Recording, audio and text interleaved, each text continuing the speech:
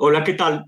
Disculpen, ahí apreté mal alguna cosa y tuve que salir y reiniciar el espacio. En un par de minutos que la gente se dé cuenta y arrancamos. Mil disculpas.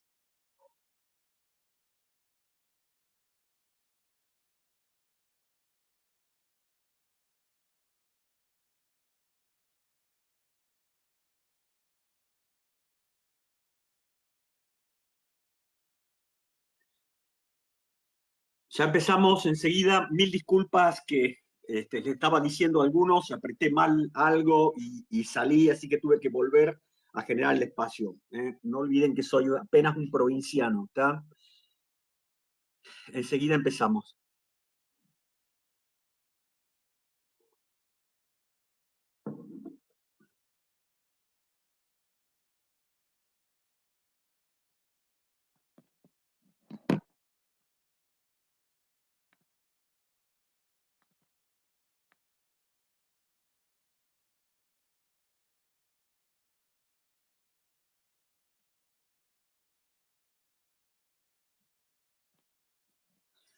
Ok, vamos a ir comenzando ya con el tema y espero que se vayan enganchando el resto.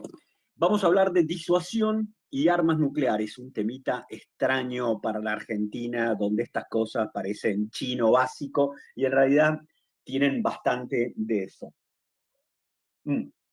Vamos a empezar primero por recordar qué es el tema de disuadir, qué es de la disuasión en términos estratégicos, ¿no? La disuasión es todo lo que uno, es un efecto que se crea en la mente del otro. ¿Está claro? Es un efecto, una situación que se crea en la mente de alguien que se opone a nosotros.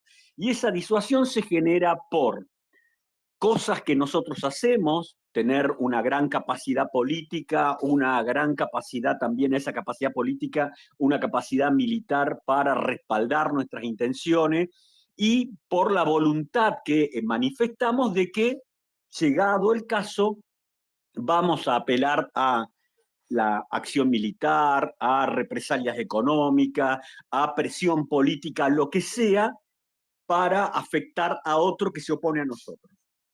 Esa disuasión no es algo que se crea por nosotros, porque nosotros creemos que esa disuasión es importante, sino que, insisto, es algo que se crea en la cabeza del otro, que interpreta que ese que tiene esas capacidades es capaz de hacer lo que dice o lo que amenaza con hacer. Eso, en términos generales, lo podemos asociar al concepto de credibilidad. Es decir, lo que yo sostengo como capacidades de poder de todo tipo, el otro cree que, llegado un caso o una situación particular, estoy dispuesto a hacer uso del mismo.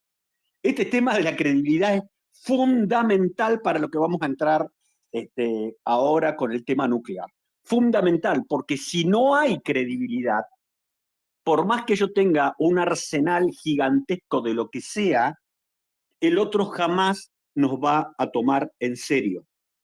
Entonces, recordar esto, que es un tema que funciona en la mente del otro, y esto del otro es una simplificación, pero digamos de la élite política que controla el otro Estado, grupos de Estado, y es algo que hace a la psicología y que hace a la mirada que el otro tiene sobre nosotros. Cuidado, es muy importante este tema. Y, y lo que vamos a hablar antes de avanzar en el tema de la disuasión, quiero dejar en claro algo que es básico y contradictorio del arma nuclear. Todas las armas, todas las armas, con excepción de las nucleares, todas las armas se han utilizado de manera masiva a lo largo de la historia del hombre de acuerdo a la tecnología disponible. Es decir, el hombre siempre buscó, para hacer la guerra, adquirir algún tipo de tecnología que le diera ventajas sobre el otro. Así apareció el tema del orden oblicuo en la Grecia clásica, así aparecieron las legiones y cómo combatían, así aparecieron los tercios españoles, y así podemos dar un montón de cosas que tienen que ver con la táctica o el uso de los armamentos, que se desarrollaban y su intención era aplicarlos. El arma nuclear, y esto es algo que no se entiende y está en la clave de todo lo que va a venir.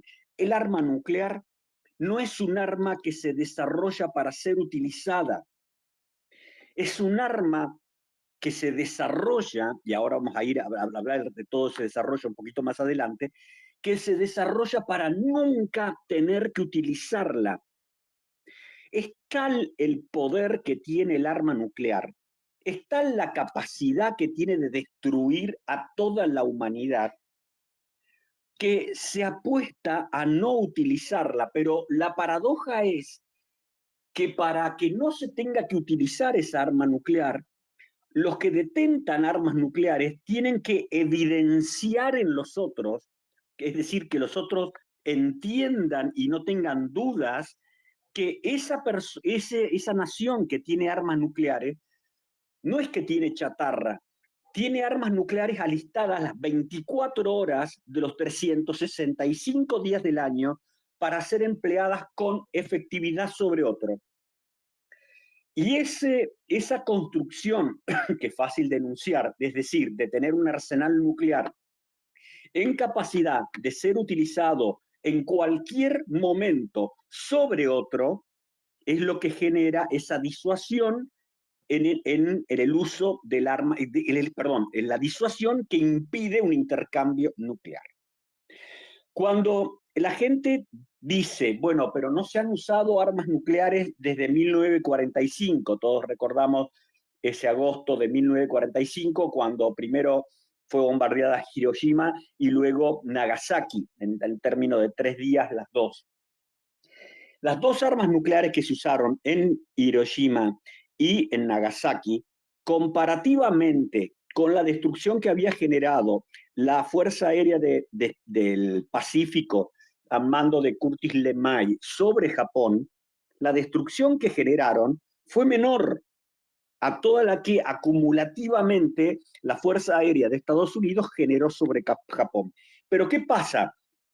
El tema es que esa arma nuclear, en una milésima de fracción de segundo, con esa detonación, generó un nivel de destrucción que hizo evidente que había aparecido un arma que tenía el potencial de destruir masivamente mucho más que lo que se hacía desde el poder aéreo, sumando semanas y semanas del uso de armas no nucleares. ¿Me comprenden? Pero desde 1945 hasta hoy, en este mes de marzo del 2025, ha habido muchas circunstancias donde se planificó el uso de armas nucleares, donde estuvo a punto de ser utilizada, o en otros casos donde se las desplegó en medio de un conflicto convencional. De eso vamos a hablar más adelante, pero les adelanto dos casos que tienen que ver con la guerra de Vietnam. Cuando se produjo la batalla de Dien Bien Phu en el 56, donde los franceses estaban rodeados por las fuerzas regulares de Vietnam del Norte, los planificadores norteamericanos pensaron en lanzar armas nucleares tácticas sobre esas alturas donde estaban las tropas de Vietnam del Norte y se rechazó. Al menos en dos oportunidades más adelante hubo planeamiento para utilizar armas nucleares durante la propia experiencia norteamericana en Vietnam. Cuando Israel fue atacada en el 73 por Egipto y por Siria, y donde parecía que podía llegar a sucumbir, Israel puso en estado de despliegue 13 sistemas de lanzamiento de armamento nuclear. Y después voy a hablar del caso del año 1999, de la guerra entre India y Pakistán sobre el empleo de armas nucleares. Entonces, cuidado con eso. Es decir, no es que están ahí y como algunos especialistas truchos dicen, bueno, pero deben estar oxidadas o no funcionan, o visité tal país muchas veces y nunca vi un arma nuclear. Bueno, no funcionan esas aproximaciones en este tema. Antes de seguir avanzando en esta cuestión de la disuasión nuclear, hablemos un poco del tipo de armas nucleares que había y las etapas que ha habido en esto. Empecemos por el final, por las etapas. Hubo una etapa después de 1945 y que se extendió hasta por muy poco tiempo, hasta el 49, que si no me equivoco, cuando los soviéticos hacen su primera detonación, en la cual había un monopolio del arma nuclear. Ese monopolio del arma nuclear lo tenía Estados Unidos. Está claro, ese monopolio del arma nuclear lo tenía los Estados Unidos.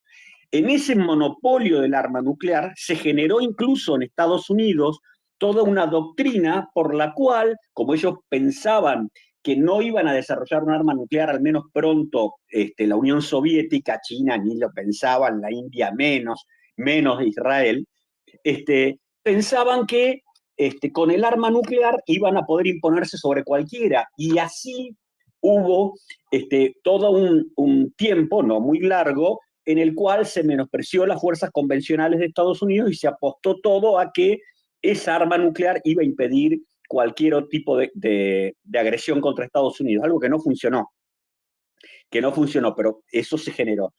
Cuando se genera ya la creación de armas nucleares por parte de la Unión Soviética y cómo ellos pasaron de generar una explosión nuclear como las que tenía Estados Unidos a bombas de hidrógeno, que son muchísimo más poderosas, eso empezó a generar toda una doctrina de ver cómo yo peleo contra otra gran potencia que tiene armas nucleares. Porque ¿qué es lo que pasa con el arma nuclear y su capacidad de destrucción tan grande que yo les mencioné? Hace que todo lo que la teoría que tenía Estados Unidos y otros países, ¿no es cierto?, que tienen armas nucleares, de estar aislados de sus enemigos y que podían hacer la guerra contra grandes potencias sin que su territorio pudiera ser afectado, se caía de plano. Porque si bien Estados Unidos durante la Segunda Guerra Mundial pudo pelear, como lo hemos hablado más de una vez, en dos frentes, en la zona del hemisferio norte, en el norte de África y Europa, y al mismo tiempo en toda la extensión del Pacífico, lo pudo hacer contra grandes potencias de la época, con la seguridad de que su territorio jamás iba a ser golpeado. Pero en estas circunstancias que estamos mencionando de una Unión Soviética que ya tenía capacidades nucleares, Estados Unidos ya no tenía dudas de que en caso de ir a una guerra contra la Unión Soviética de ese entonces, su territorio no iba a estar a salvo de esa guerra, sino que muy probablemente gran parte de él fuera devastado. ¿Me entienden lo que les estoy diciendo? Es decir, esa incapacidad de ser atacado antes de la aparición del arma nuclear desapareció. Y como estos estados son algo más serios que los todólogos argentos, no piensan en estas cosas en la idea de no lo va a hacer, no va a tener, digamos, los atributos necesarios para hacerlo, es un chanta, un mentiroso. No funcionan así. No funcionan así. ¿Cuáles son los tipos de armas nucleares que hay? Miren, hay dos tipos básicos, pero hay una pléyade inmensa de variantes que incluso superarían por largo este space. Tomo un café. ¿Me hacen una seña si me están escuchando bien? Carlos, Susana, no sé, alguien que me haga una seña y que me diga si estoy saliendo bien, por favor. Manu, ¿me escuchás bien? ¿Sí? Me hacen, supongo que sí, no hay ninguno que me haga una seña, pero al estar todos por ahí, supongo que está todo bien. Ok, sí, bueno, gracias, Manu. ¿A qué voy? La gran diferencia, y acá aclaro una cosa, vieron que los militares son bastante complicados cerebralmente, entonces utilizan términos similares para referirse a la guerra convencional y a los que se emplean cuando la guerra no es convencional y es una guerra donde hay armamento nuclear. ¿Está claro? Entonces, y no voy a entrar en eso ahora, pero lo que significa táctico en la guerra convencional no es lo mismo que táctico en la guerra nuclear. Y estratégico en la guerra convencional no es lo mismo que significa estratégico en la guerra nuclear. ¿Qué quieren que les diga? Es así y es un chinito, pero viene así. Entonces, en el ambiente nuclear, las armas nucleares se dividen en dos campos: las tácticas y las estratégicas. ¿Ok? Tácticas y estratégicas. Y acá empieza toda una discusión, porque recuerden algo que yo les dije al principio de esta charla. Todo depende de cómo lo interpreta el que recibe la cosa, cómo el que interpreta la credibilidad del otro, cómo interpreta lo que hace otro. Y aquí voy.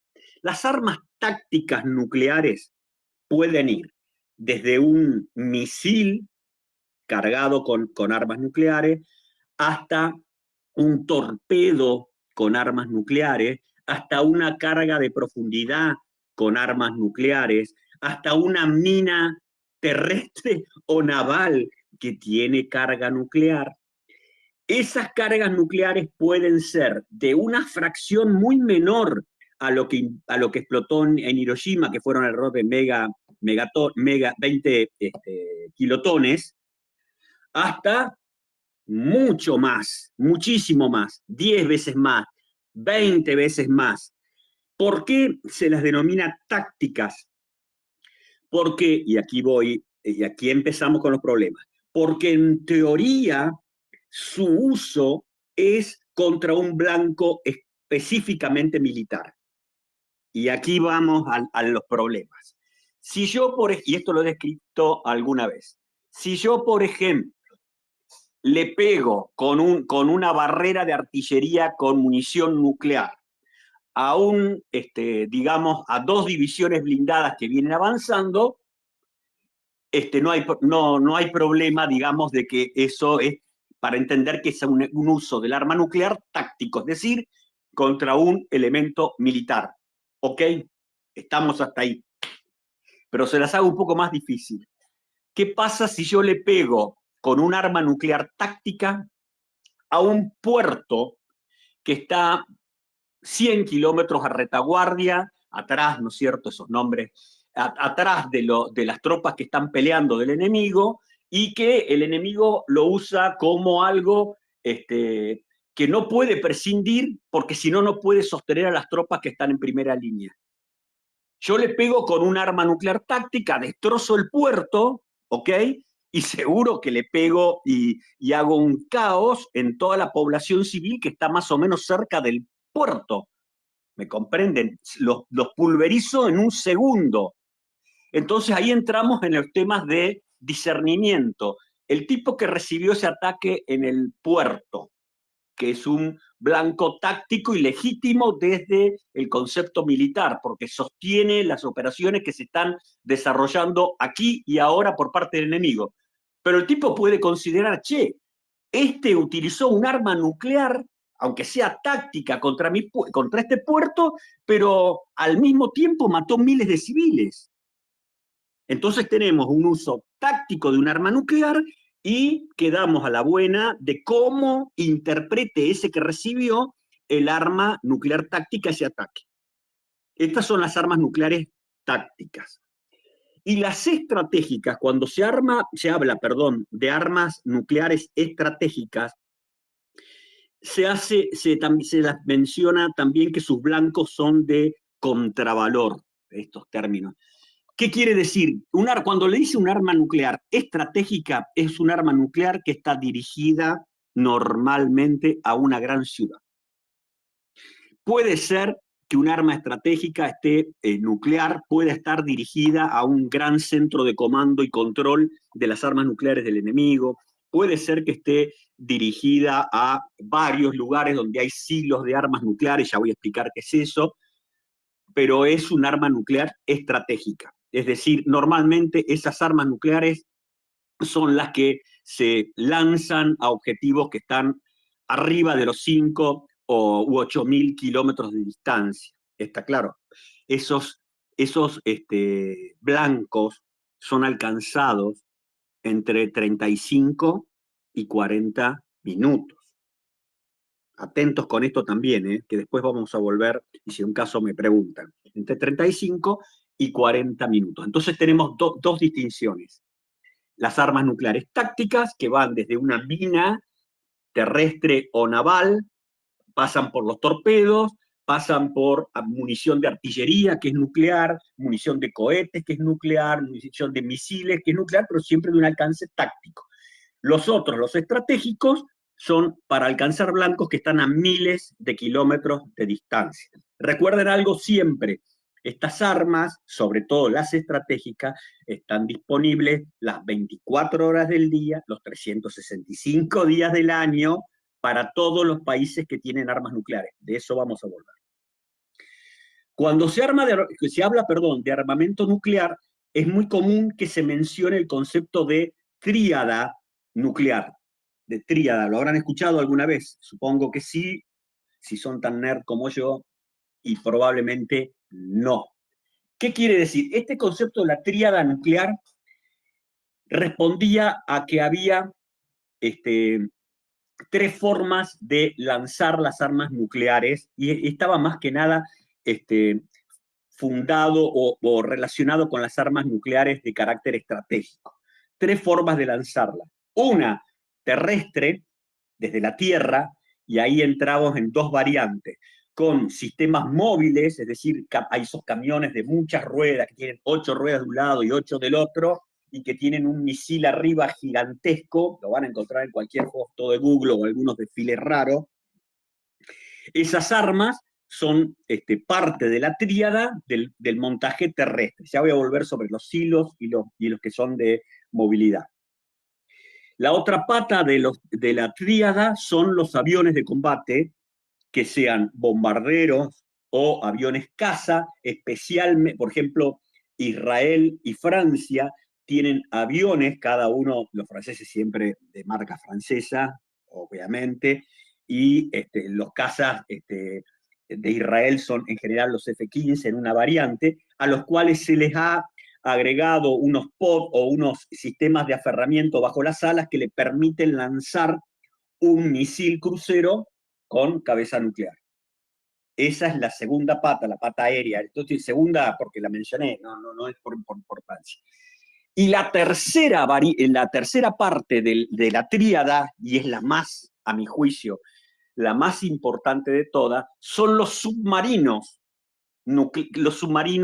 con misiles nucleares. Y acá, ojo, porque siempre hay una gran confusión.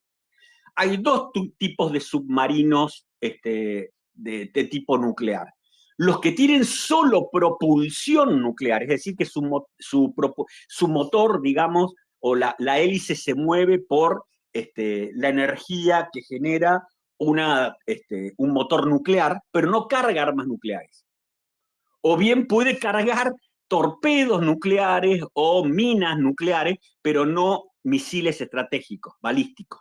Y después están los submarinos que son específicamente balísticos, que tienen siempre propulsión nuclear y pueden disparar 18, 20 misiles nucleares y desaparecen un país como Argentina en menos de una hora.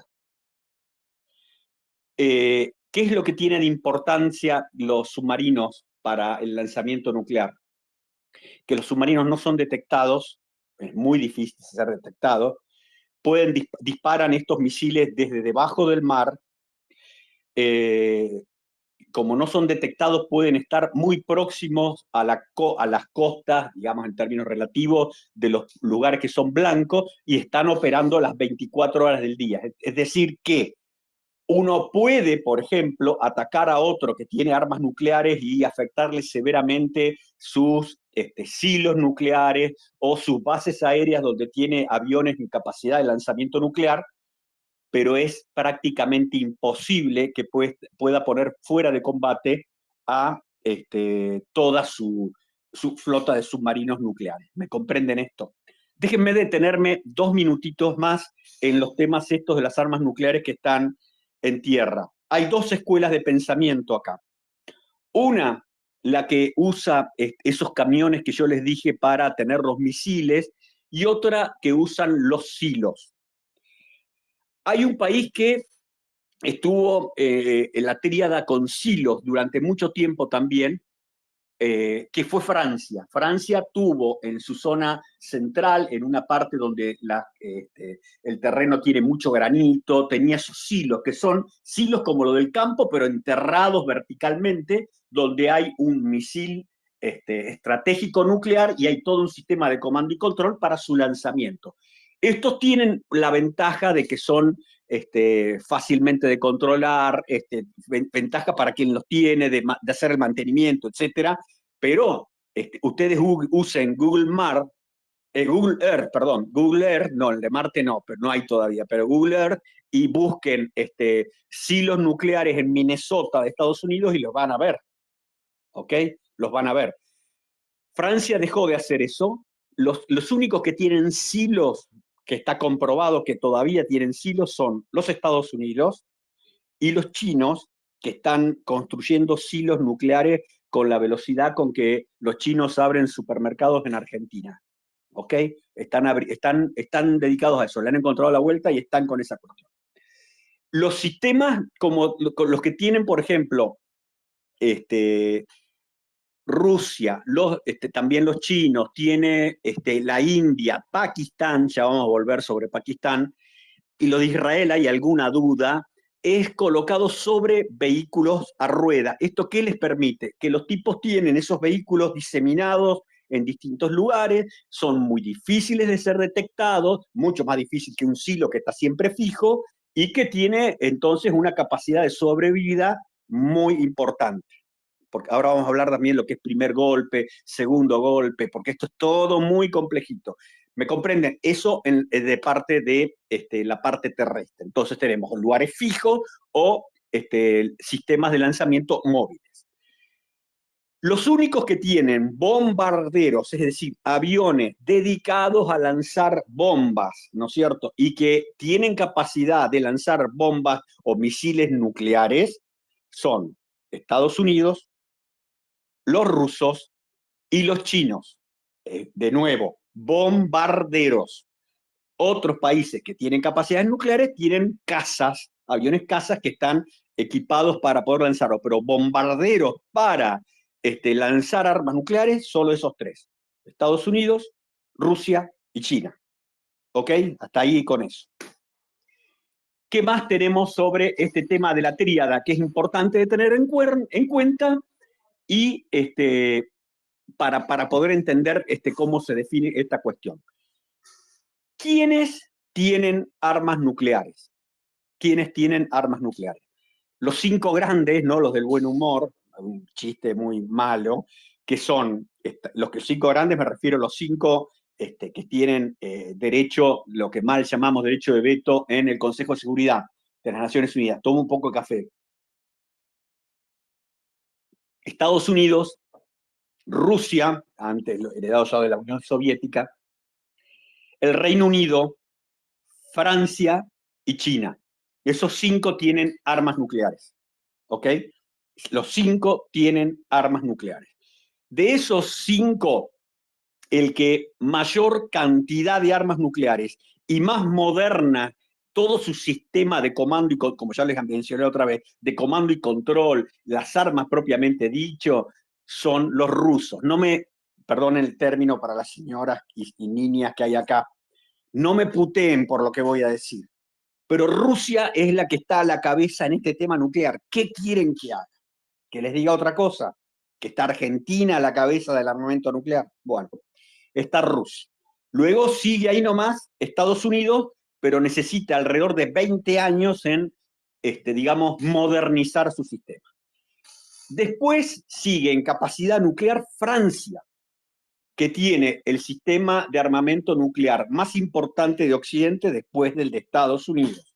No solo por cantidad, que son pocas, a lo sumo 3 centenares de armas nucleares, pero sí por su capacidad y lo moderno que es todo su sistema de comando y control.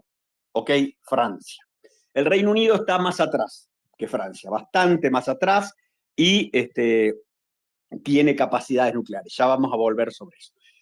Después tienen armas nucleares que sabemos que las tienen porque los han declarado: Pakistán, la India. Pakistán es todo un tema. Pakistán es un estado islámico, es el único estado islámico con armas nucleares. Es un estado que, desgraciadamente, y alguno me puede decir qué sabes, bueno, yo hice mi tesis sobre Pakistán, mi tesis de maestría la hice sobre Pakistán y la relación de los gobiernos pakistaníes entre el 2008 y el 2010 con los grupos talibanes. Y ahí está lo que voy a decirle. Pakistán, sus fuerzas armadas se están radicalizando en el islamismo. Entonces, como tienen temor a todo eso, Pakistán tiene sus armas nucleares separadas en sus partes. Entonces, tiene en un lugar, digamos, los sistemas de lanzamiento. En otro lugar, digamos, el arma nuclear propiamente dicha. Y en un tercer lugar, digamos, el sistema de espoleta que hace que esa arma, que no es exactamente eso, pero la espoleta que hace que esa arma nuclear funcione. ¿Por qué lo tienen separado? Porque tienen miedo que alguna facción radicalizada de las Fuerzas Armadas de Pakistán se vuelvan locos y quieran tener su propio nuke para usarlo. Esto no es un invento mío, hay papers y estudios en el mundo civilizado, ¿no? En la Argentina, que siguen con muchísima preocupación este tema de que Pakistán tenga armas nucleares. El otro que tiene armas nucleares y que está muy por adelante de Pakistán es India. India construye sus propios submarinos nucleares, sus propios submarinos con propulsión nuclear y que tienen misiles balísticos y que operan en el Océano Índico las 24 horas del día, los 365 días del año. Sí, la misma India que todos los argentinos piensan que es una tierra de faquires, semidesnudos, vacas pastando en medio de las calles y gente que tiene miseria. Sí, sí, sí, pero hay otra India también, que el argentino todólogo ni se preocupa en entender. El mundo civilizado sí. India, el otro que tiene. El otro que sabemos que tiene, pero que debe tener como mucho 5 o 6, es nuestro común amigo Kim Jong-un en Corea del Norte, donde lo que sabemos es que tiene armas nucleares porque hizo una detonación, hizo varias experiencias nucleares enterradas. Pero la duda que hay con el compañero Kim Jong-un, le digo compañero por su afinidad con ciertos sectores radicalizados de la izquierda argenta, ¿no? Pero en fin, el compañero Kim Jong-un, la duda que hay es si a esas armas nucleares que utilizó en pruebas en el territorio de Corea del Norte, ha tenido la capacidad para reducir su tamaño y poder ponerlo en la ojiva en la carga útil de un misil. ¿Ok? Se sabe que hay al menos alguna capacidad para que uno de sus misiles pueda alcanzar alguna ciudad de la costa oeste de Estados Unidos, por ejemplo, San Francisco. ¿Y cómo se sabe esto si el tipo nunca lanzó un misil contra San Francisco? Porque ustedes recuerden que el compañero Kim suele lanzar misiles de prueba sobre el mar de Japón, entonces se calcula cuánto es la trayectoria que ha tenido, qué tan alto llegó, la velocidad y ese tipo de cosas, y llegan a la conclusión que cierto tipo de misil que prueba el compañero Kim podrían alcanzar el oeste de Estados Unidos, ¿ok? La costa oeste. Y el otro que que está cantado que los tiene, pero vive diciendo que una ambigüedad que quizás sí, quizás no, que no firma ni niega, es Israel.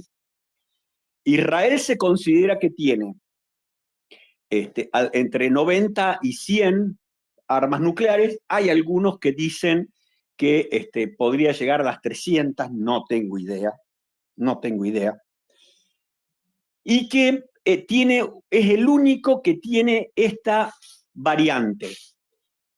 Tiene armas, misiles nucleares sobre submarinos Dolphin que le construye Alemania y que se los hace, digamos, a medida del pedido de Israel, con un descuento muy especial por toda esa historia de Alemania del pasado con el Holocausto y todo eso, a ver, para que se den una idea, Alemania le vende a Israel el material militar a con un descuento del 30% aproximadamente, por todas esas culpas, ¿no es cierto? Bueno, entre esos submarinos Dolphin que le compra a Alemania Israel, que en realidad le ha comprado a Alemania desde muchos años los submarinos, son donde se presume tiene los misiles balísticos y que los tiene en operaciones en distintos lugares, vaya a saber, del Mediterráneo, el Mar Rojo, el estrecho en el Golfo Pérsico. ¿Dónde estarán? ¿Quién sabe? Ahora que están, es así. Esos son los países que tienen armamento nuclear hasta el presente. Hay un caso raro también que fue el de Sudáfrica. Sudáfrica, durante la época del apartheid, desarrolló capacidades nucleares. Y cuando subió el gobierno de Nelson Mandela, desarmó todo eso. Es el único caso que hay de un país que haya adquirido capacidades nucleares y que se haya, digamos, deshecho de las mismas. ¿Estamos hasta acá? ¿No están perdidos? ¿Nada? Ok, seguimos adelante. Hay muchos que dicen que este tema de las armas nucleares, al no haber sido utilizado, es una prueba de que los países no van a recurrir al uso de un arma nuclear. Esa es una idea muy ramplona y que no entiende lo que explicamos al principio de esta charla, de que el arma nuclear no es un instrumento generado para ser es una paradoja, para ser utilizado. Es un instrumento que se desarrolla y que está en aptitud operativa 24/24 para generar disuasión, pero no para ser utilizado. Está claro, por más que haya habido, como les dije, casos en los que se planificó su empleo. Cuidado, busquen en Google y van a encontrar decenas de situaciones donde hubo posibilidad de un intercambio nuclear entre grandes potencias. Decenas. La más conocida es la crisis del 62 en Cuba, a la cual me he referido hasta el hartazgo, pero ha habido más, ha habido más. E inclusive ha habido pérdidas de armamento nuclear que se cayó al mar y que no se encontró, que lo encontraron y que todo un desastre, y que se pusieron a perseguirse soviéticos y norteamericanos a ver quién lo encontraba, todo ese tipo de cuestiones, en las cuales no voy a entrar. Pero hay quiero hablar sobre el empleo de armas nucleares en guerras convencionales y por qué se emplearon o por qué no se emplearon. Alguien alguna vez ha dicho en estos últimos días que, tomo un poco más de café, que el caso de la guerra de Malvinas fue un caso típico donde una potencia que tiene armamento nuclear, el Reino Unido, no lo usó contra la Argentina. Este análisis tiene un nivel de ingenuidad, de falta de criterio impresionante. A ver, las armas nucleares no es un arma como hemos descrito, con la cual uno va a tirar o va a lanzar eso como si estuviera lanzando cuchillos, que lanza una barrera de artillería. No, es un arma tremendamente importante y devastadora para que su uso sea solamente uno ante la posibilidad que la supervivencia de la nación quede en duda. Cuando Argentina y el Reino Unido entraron en la guerra de Malvinas, en ningún momento hubo una situación en que el Reino Unido pudiera pensar que Argentina podía borrar al Reino Unido de la faz de la tierra. Y además, no había un objetivo que pudiera colocar al Reino Unido en la situación vital de tener que usar un arma nuclear contra la Argentina. Hay muchos que piensan, yo no he encontrado nunca un documento que diga eso, hay que ver el día que se declasifiquen, que llegado el caso de que la flota pudiera haber tenido un problema, un arma nuclear táctica podría haber utilizado el Reino Unido en territorio continental argentino. Son todas especulaciones Nadie ha visto un documento de ese tipo. Pero ok, no se sabe. Pero no es que necesitaba utilizar un arma nuclear, no necesitó para poder imponerse. El otro caso donde muy interesante, uno que ya les mencioné, medio que quizás de refilón no lo pensaron, no lo captaron bien. En el 73, durante la guerra de Yom Kippur, Israel, en un momento en que pensaban que la cosa podía venir muy mal, desplegó 13 sistemas de lanzamiento nuclear. Israel se considera que tiene un arma nuclear desde en algún momento entre el 65 y el 68 del siglo pasado, ¿no es cierto? Entonces, eso es lo que impulsó a que Estados Unidos tomara conciencia de lo que estaba pasando y tendiera ese puente aéreo de sostenimiento logístico a Israel. Y bueno, ya después Israel venció, yo lo he desarrollado mucho y con el concepto de que se llama maniobra por líneas interiores, como destruyó al enemigo. Pero ese fue un caso. Pero el otro, mucho más cercano en el tiempo a nosotros, es la guerra por Cargill, no por Cargill, la empresa agrícola de semillas, sino el Cargill con K, de esa zona que separa a India de Pakistán en 1999. Tengan en cuenta lo siguiente: todas las guerras que India y Pakistán liberaron, todas las guerras que India y Pakistán libraron, la India pegó palizas a los pakistaníes, siempre. No hay un solo caso de victoria pakistaní sobre la India. Por eso es que la India, cuando estaba de presidente Zulfikar Ali Bhutto, fíjense, me acuerdo el nombre, Zulfikar Ali Bhutto, que es el padre de la ya difunta primera ministra de Pakistán, Benazir Bhutto, búsquenla, Benazir Bhutto, que murió asesinada, una mujer muy bella, entre paréntesis también. Zulfikar Ali Bhutto, que preside, es el primer ministro del Pakistán después de la derrota tremenda que se recibió Pakistán en el 71, cuando la India los derrotó en lo que era Pakistán Oriental, hoy Bangladesh. El tipo dijo esto: los pakistaníes van a comer pasto si es necesario hasta que tengamos el arma nuclear. ¿Me entienden lo que les estoy diciendo, no? Van a comer pasto hasta que tengamos el arma nuclear. La India, cuando desarrolló su arma nuclear, y esto tiene que ver con el tema de la disuasión, sus primeras experiencias las hizo sobre el desierto que está próximo a la frontera con Pakistán, digamos como para dejar una señal.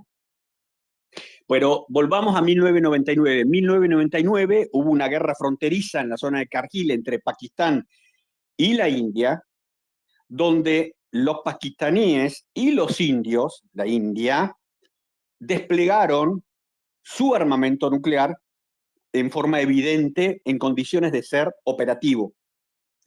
Eso hizo que el secretario de Estado de ese tiempo de Estados Unidos, que era George Shultz, viajara e hiciera un puente aéreo entre Islamabad y Delhi para calmar a los chicos. Digo, por eso que de algunos que dicen, no, el arma nuclear no existe, o ese tipo, yo le conté un todólogo argento que me contó y que puso que él, por razones laborales, estuvo mucho tiempo en Rusia y nunca vio un arma nuclear. Yo estoy seguro que debe haber primeros ministros de Israel que jamás entraron al complejo donde están las armas nucleares de Israel. Pero bueno, así somos los argentinos todólogos. Bueno, hemos hablado del tema de la guerra, nuclear, del uso del armamento nuclear en una situación convencional. Y déjenme que vayamos al tema de Ucrania y después a lo que era la doctrina nuclear en la época de la Guerra Fría. Empecemos por esto de la Guerra Fría para que pueda entenderse después lo de Ucrania. Un poco más de café. Durante todo el periodo de la Guerra Fría, ustedes deben tener en cuenta que Rusia no era Rusia, sino era la Unión Soviética. Y así como estaba la OTAN, había una OTAN comunista, digamos, que era el Pacto de Varsovia.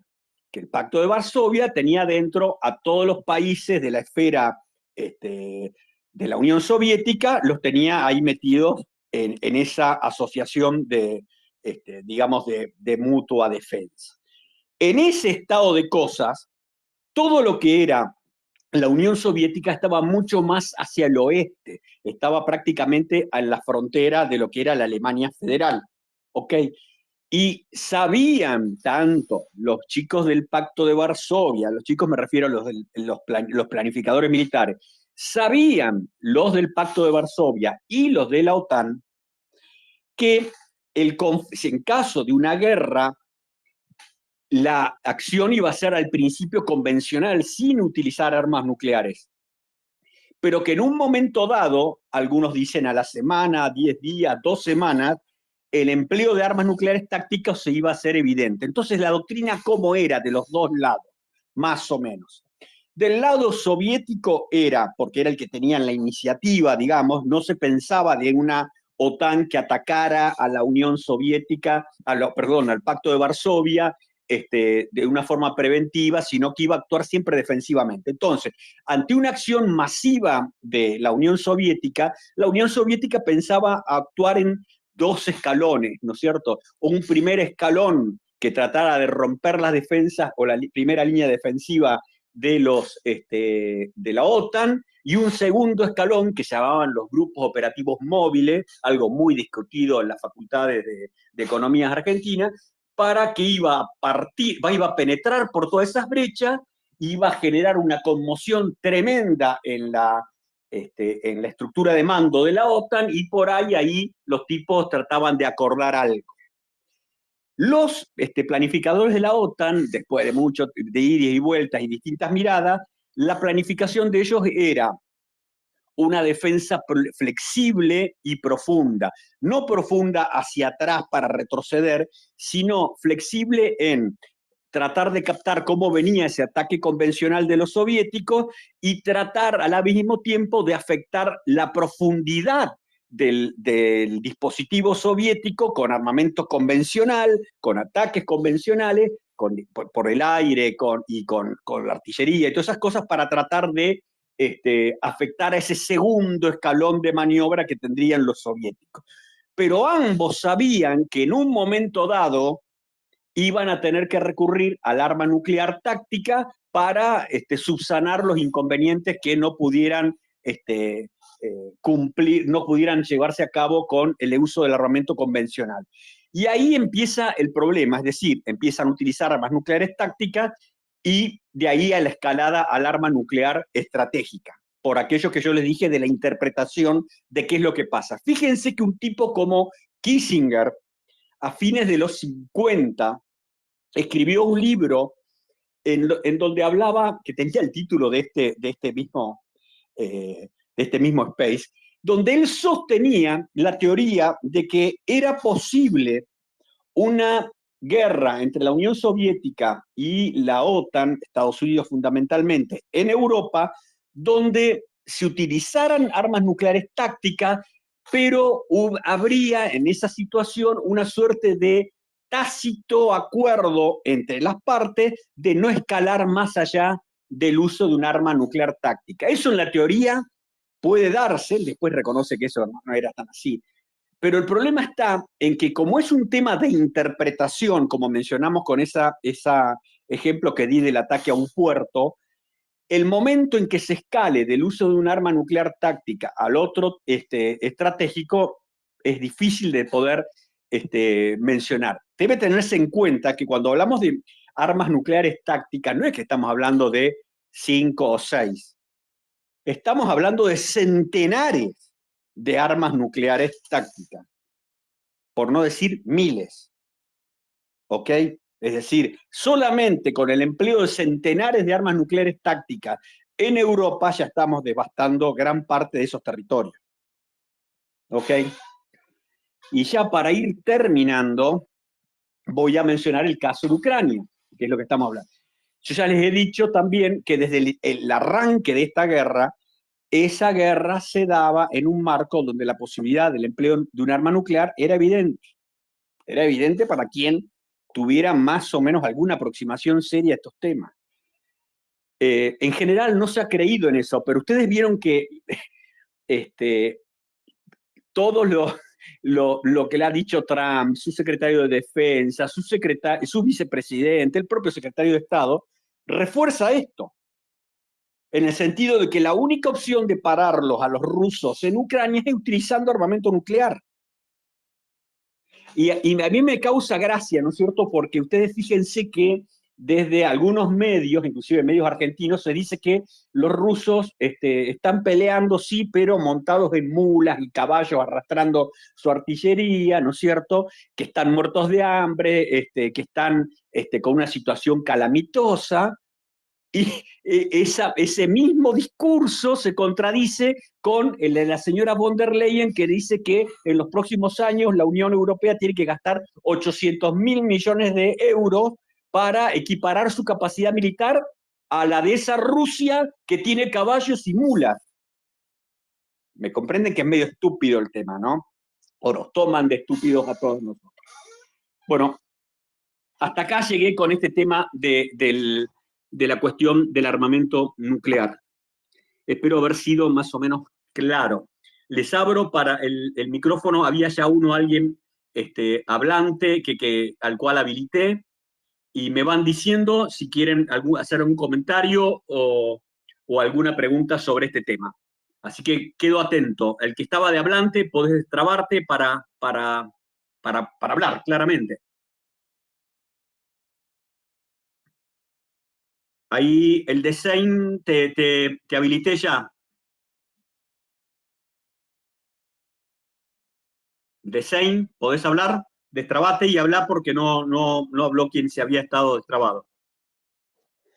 Hola Guillermo, buenas tardes. ¿Cómo estás? Bien, mira, yo te quería consultar lo siguiente. Hay una creencia en Estados Unidos, sobre todo, de que Ajá. ellos tienen una capacidad de interceptora, de misiles interceptores, Sí. que va a, como que están relajados. Se cree popularmente como que no pasa nada, que tenemos capacidad de misiles interceptoras, que está el mando de la Ujú. base en Fort Greely, en Alaska, que tiene los misiles Sí. interceptores y que no pasa nada. Yo te quería consultar, ¿esto es así? ¿Es realmente No, así? no es así. Eso es todas las experiencias que ha hecho Estados Unidos, no sabemos bien las que ha hecho Rusia, sobre las capacidades de intercepción de misiles balísticos han sido pésimas. El porcentaje de acierto es menor al 12-15%. Está en esos números, es un desastre. No hay en realidad una capacidad para eso. Y además hay otro problema. Esos sistemas estaban diseñados para pegarles o buscar, tratar de pegarle a misiles que iban balísticos, que iban muy alto, fuera de la atmósfera y pegarles en el espacio o alguna cuestión por el estilo, o en el momento de su caída. La tendencia ahora en las armas nucleares es a ir a misiles hipersónicos que algunos de ellos se permiten que sean lanzados y puedan ir a mucha más baja altura y puedan ser dirigidos mientras están en su trayectoria, de izquierda, derecha, arriba, abajo, donde sea, y es hasta ahora casi imposible de ser alcanzado. Así que ese es el estado de cosas ahora. Es más, te voy a decir algo más.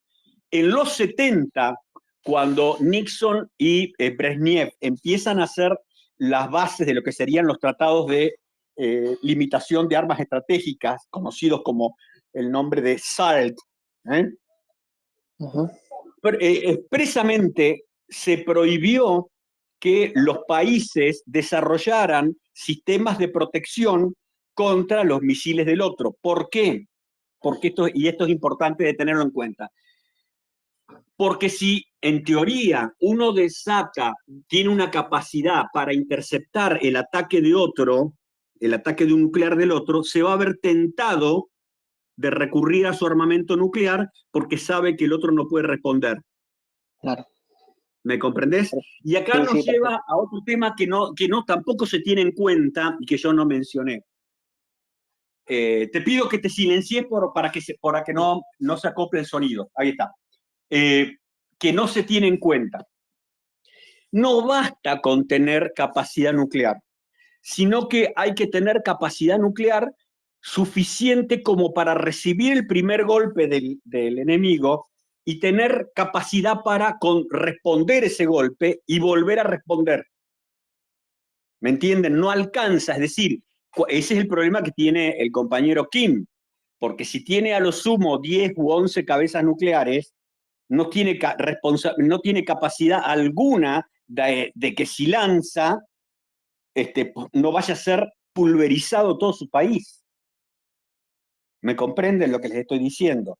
Entonces, esa capacidad de resiliencia, de poder absorber un golpe nuclear masivo y responder, es lo que hace que la disuasión pueda ser tenida en cuenta, porque si ustedes no tienen esa capacidad de responder ante un primer ataque, no están disuadiendo, por más que tengan armas nucleares, a nadie. ¿Ok? ¿Se me entiende o es medio chino lo que estoy diciendo? No, Ok, perfecto, Guillermo, se entendió. Gracias. dale. Bueno, ¿alguien más tiene alguna pregunta? No tengo a nadie pidiendo la palabra. No tengo a nadie y yo he agotado el tema. Este, así que, no sé, lo que yo les sugeriría es que es tomar en serio este tema del armamento nuclear. No es un chiste. Y que no se maneja en modo alguno por el criterio de, este no se va a animar, o no lo creo, o es una farsa. No funciona así. No tiene esa aproximación. Ahí te voy a autorizar ahí está, aprobé a José Manuel, aprobé a Martín López, y hay alguien más, estoy buscando, y a Charabón. Ok, José Manuel, adelante. ¿Qué tal, Guillermo? ¿Cómo te va? ¿Qué tal? No, vos tocaste un tema que es el tema del transporte de la bomba nuclear, ¿no es cierto? Vos Ajá. sabés que yo estudiando computación, von Neumann, que había trabajado en el detonador de la bomba atómica que Uh-huh. se arrojó sobre Hiroshima en el gobierno de Truman, Sí. decía que ahora estoy trabajando en algo mucho más importante que las bombas atómicas. Decía, estoy trabajando en el desarrollo de las computadoras. Ajá. Eh, No sabía. el, No. ¿Vos qué pensás desde el punto de vista de militar, digamos? ¿Qué es más importante, las bombas atómicas o los microprocesadores? No, Y no, toda no, la guerra. no, eso ya no me supera. No, me supera. No, No. es que con los misiles subsónicos, Uh-huh. digamos, los microprocesadores tienen una velocidad de procesamiento Sí. que no lo pueden detectar, o sea, porque les supera la velocidad de respuesta de las computadoras, digamos.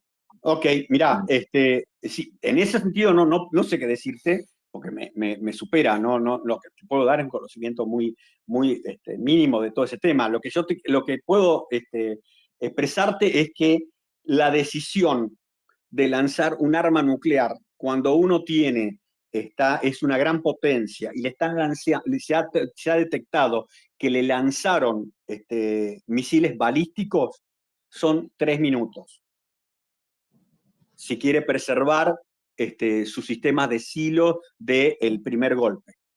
3 minutos. ¿Está claro? No, así le digo para esos todólogos argentinos que te dicen que creen que van a tener horas para estar terminando, si responden, no tienen ni idea de lo que están hablando. Y con respecto a el tema de los microprocesadores, sé que es importante, pero no estoy en condiciones de abonar sobre el tema técnico de los mismos. ¿Ok? Gracias, Guillermo. Muy No, bueno esto. no, por favor. Silenciate, por favor, así doy a hablar. A ver, Charabón, adelante. Buenas tardes, Guillermo. ¿Cómo estás? Bien, gracias. Dos apuntecitos cortitos. En el caso de Israel, tenía, o hasta hace poco tenía, misiles en silos de tipo Sí, Jericó, que son un primo hermano de los Plutón franceses. sí, señor. Y como está todo tan tapado, no sabemos si lo sigue teniendo o no. Sí, hay versiones que dicen, hay gente que considera que los puede tener, pero que ya no son relevantes. Es ¿Está? posible porque tiene más de 40 años, así que Sí, claro. podría haber otros métodos de entrega. De hecho, tienen misiles cruceros a bordo de los submarinos Claro, que pero ahí hay disparan un tema que pero que vos dijiste y que quiero rescatar antes de que sigas y que por ahí nos desviemos. Francia colaboró muchísimo en el desarrollo del arma nuclear por parte de Israel, ¿eh? Sí, ¿Está? No es que Estados Unidos colaboró e impulsó un Israel con armas nucleares. No, Estados Unidos no quería que Israel tuviera armas nucleares, ¿eh?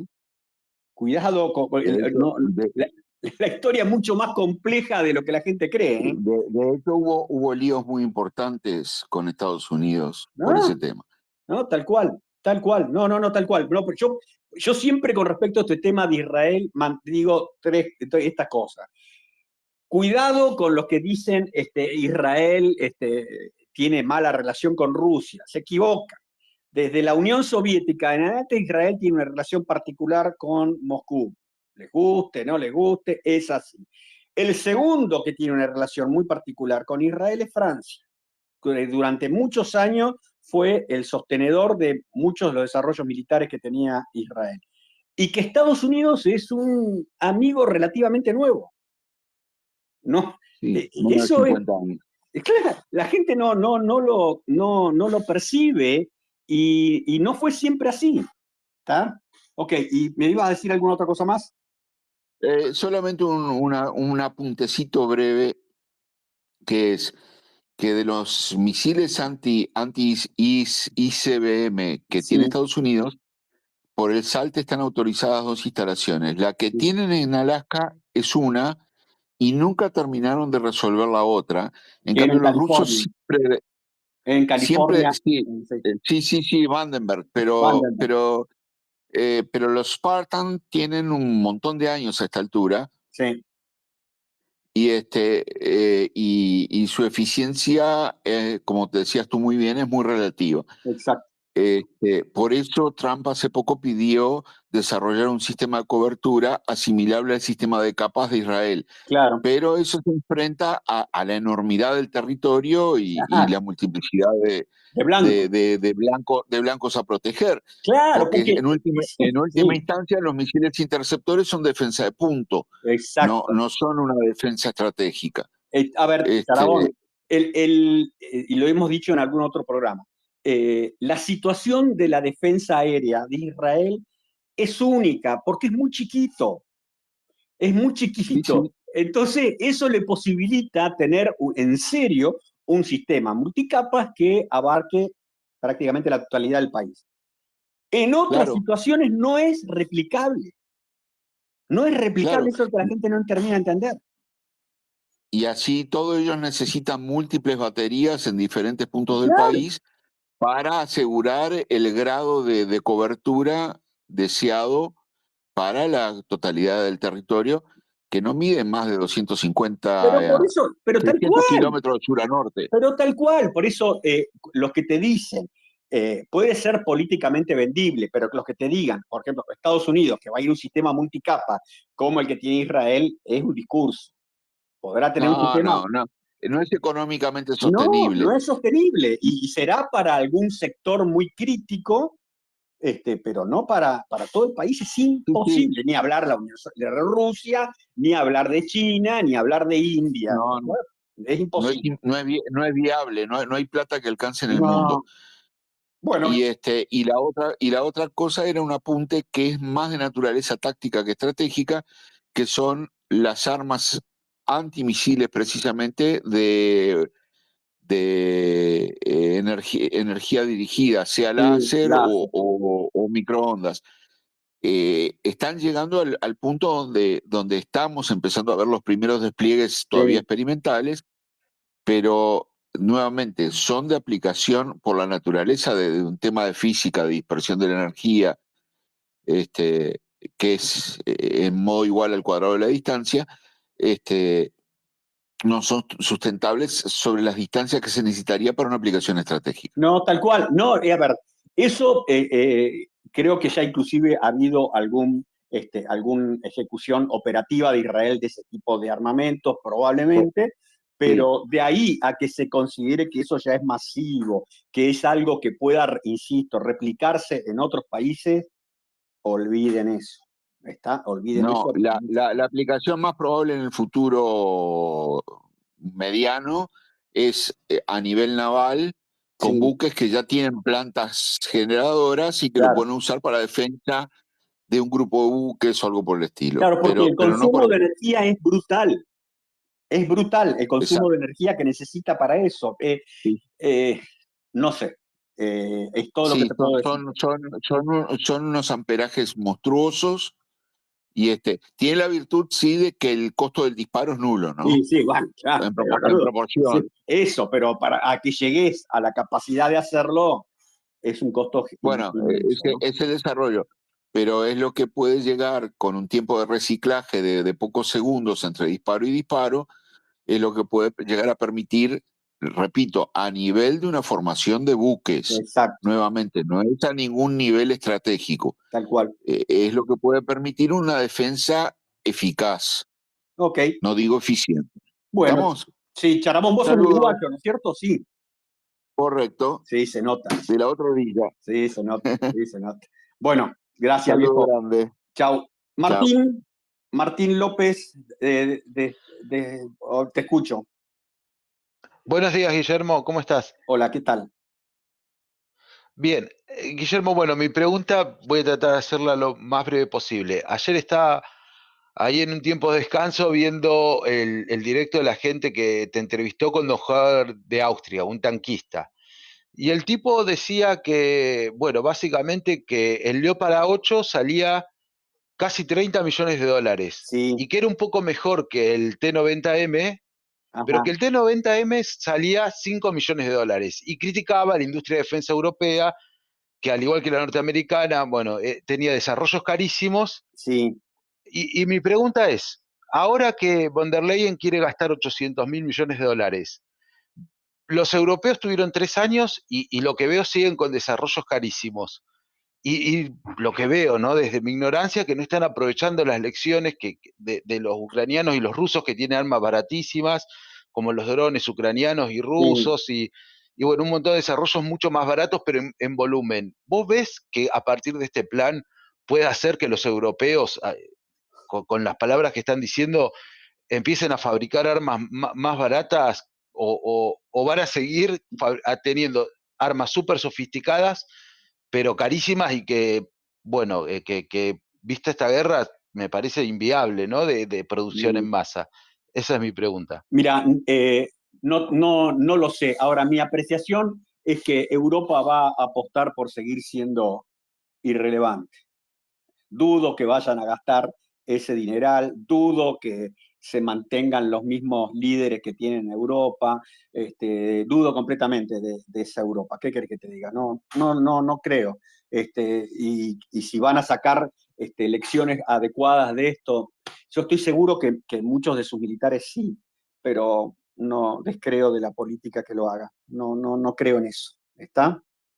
¿Ok? Sí, Maximiliano, Guillermo, y una sí, última dale. preguntita, una sola cosa. Polonia dijo que el presidente polaco, que Sí, quiere una arma nuclear, ¿lo ves posible o es un sí, disparate el que está pero diciendo? no es un disparate, es algo que pueden llegar a desarrollar, pero no es algo que se desarrolla de aquí a mañana, a un año, dos, tres, lleva tiempo. No sé, salvo que alguien haya tenido acceso a informes de Polonia y que en secreto haya estado trabajando en este campo, pero así de que vos de cero arranqués y voy a tener un arma nuclear dentro de 2 meses, no funciona así. ¿Está? No funciona así. Pero no tengo dudas de que Polonia puede desarrollar un arma nuclear. Estoy seguro que sí, pero no hoy, ni mañana. ¿Ok? Maximiliano, Gracias, dale. Guillermo. No, nada. Maximiliano, Buenas tardes. hola. Disculpa si por ahí esta duda la tocaron, llegué tarde Ok, no hay problema. Pero bueno, en este caso que estabas explicando, esta de las fases de la persuasión, de la disuasión en Sí, cuanto al uso de armas nucleares, dada la extensión que tiene el territorio de Rusia, eh, además de Moscú, ¿cuántos puntos más o menos críticos tiene Rusia para defender en este caso? no, un montón. En cuanto Un montón. a No, muchos. no, un montón, porque vos tenés, no tenés que fijarte solamente en las ciudades como Moscú, San Petersburgo y cosas así, sino que tenés que fijarte, pensar en las grandes instalaciones militares de fabricaciones, las bases navales que tienen tanto en el Extremo Oriente como en el Báltico, como en la zona de Crimea. eh, no, tienen una gran cantidad de blancos, ¿eh? Ok, ok. Centenares, no, centenares de blancos hay en Rusia, ¿eh? Cuidado, ¿está? No es como, Buen punto. hay alguien que me escribió una vez y que puso lo que tiene que darse cuenta la OTAN, que si lanzan un ataque sobre un barrio de clase media en Moscú, la gente se va a levantar y va a tumbar el gobierno. Yo creo que es un nivel de ingenuidad muy grande, pero bueno, hay gente que cree eso, ¿está? Hay gente que cree eso. Perfecto. En Argentina se cree Gracias. cualquier cosa, ¿está? Y sí, Argentina es la tierra de la oportunidad para la todología, ¿está? En Argentina, el argentino sabe de todo, de todo, de todo, de todo, y opina como si estuviera pontificando, ¿ok? Hay alguien más que no, alguno de los hablantes de los que habilité y no pudo hacerlo todavía, me señala, me dice, si no ya vamos terminando. Yo creo que quizás ya hablé demasiado y puedo haber llegado a ser bastante aburrido. Nada, si no hay nadie más, les digo que les agradezco un montón que hayan dedicado 1 hora y pico de su tiempo para escuchar un tema que es tan absolutamente irrelevante para la Argentina como hablar de armamento nuclear y disuasión, pero yo creo que puede ayudar a entender un poco las dificultades que presenta el mundo actual y las razones que llevan a que un tipo como Trump diga paremos la pelota con esto y negociemos una salida, porque la opción es ir a una guerra nuclear. Es muy fácil hacerlo desde Argentina y decir, bueno, vayan y hay gente en Argentina que piensa que puede destruirse nuclearmente a Rusia antes de que Rusia destruya a toda Europa occidental y destruya gran parte de Estados Unidos. Pero la gente en Argentina cree eso. O cree, por ejemplo, que todos los sistemas de Rusia de armas nucleares no existen, o que es mentira. ¿Qué quieren que haga? Es así. El todólogo argento es así. Dice cualquier barbaridad, total, no pasa nada. Es más, los medios argentinos dicen cualquier barbaridad sobre estos temas y no pasa nada porque en general la gente no tiene idea de esto. Bueno, los invito a que pasen de vez en cuando, vean los videos que sobre estos temas tan extraños presento cada semana en Patreon. Y la semana que viene los voy a convocar para otro space donde hablaremos de estos temas tan poco relevantes para la Argentina. Les mando un abrazo y les agradezco un montón que hayan estado ahí. Va a estar disponible esto grabado y lo voy a subir a Twitter enseguida. ¿Eh? Un abrazo a todos. Gracias por estar ahí. Chau, chau.